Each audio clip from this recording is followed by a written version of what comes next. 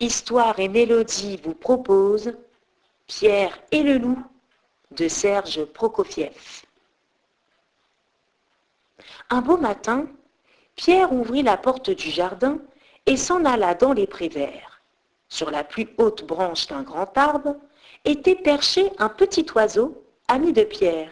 « Tout est calme ici !» gazouillait-il gaiement.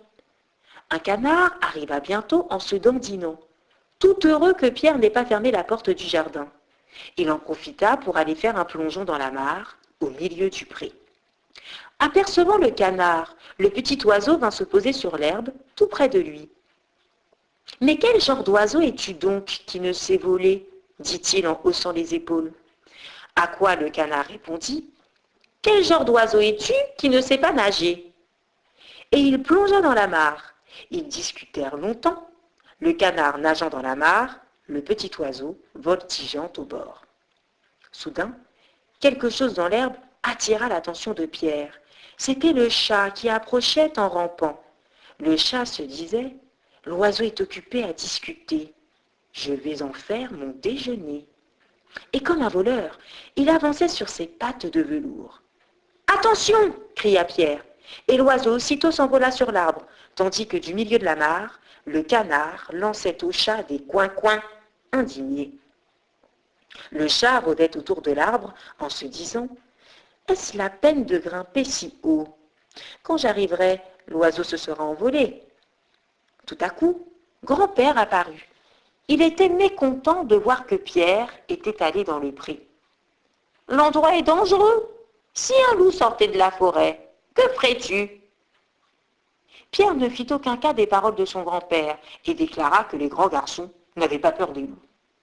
Mais grand-père prit Pierre par la main, l'emmena à la maison et ferma à clé la porte du jardin. Il était temps. À peine Pierre était-il parti, qu'un gros loup gris sortit de la forêt. En un éclair, le chat grimpa dans l'arbre. Le canard se précipita hors de la mare en caquetant. Mais malgré tous ses efforts, le loup courait plus vite. Le voilà qui approcha de plus en plus près. Plus près. Il le rattrapa, s'en saisit et l'avala d'un seul coup. Et maintenant, voici où en étaient les choses.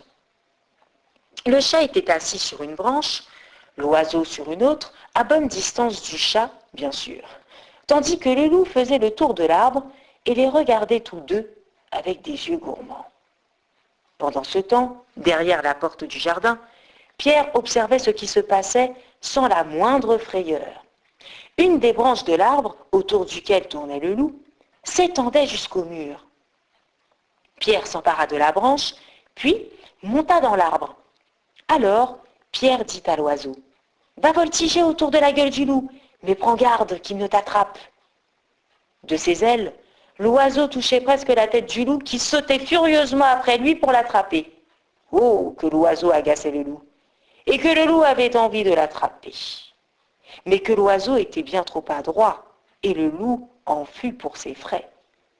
Pendant ce temps, Pierre fit à la corde un nœud coulant, et les descendit tout doucement. Il attrapa le loup par la queue et tira de toutes ses forces. Le loup, se sentant pris, se mit à faire des bonds sauvages pour essayer de se libérer. Mais Pierre attacha l'autre bout de la corde à l'arbre, et les bonds que faisait le loup ne firent que resserrer le nœud coulant. C'est alors que les chasseurs sortirent de la forêt. Ils suivaient les traces du loup et tiraient des coups de fusil. Pierre leur cria du haut de l'arbre « Ne tirez pas!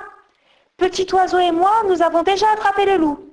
Aidez-nous à l'emmener au jardin zoologique. » Et maintenant, imaginez la marche triomphale. Pierre est en tête, derrière lui, les chasseurs traînaient le loup, et fermant la marche, le grand-père et le chat. Le grand-père, mécontent, hochait la tête en disant « Oui, et si Pierre n'avait pas attrapé le loup, que serait-il arrivé ?» Au-dessus d'eux, l'oiseau voltigeait en gazouillant. « Comme nous sommes braves, Pierre et moi, regardez ce que nous avons attrapé.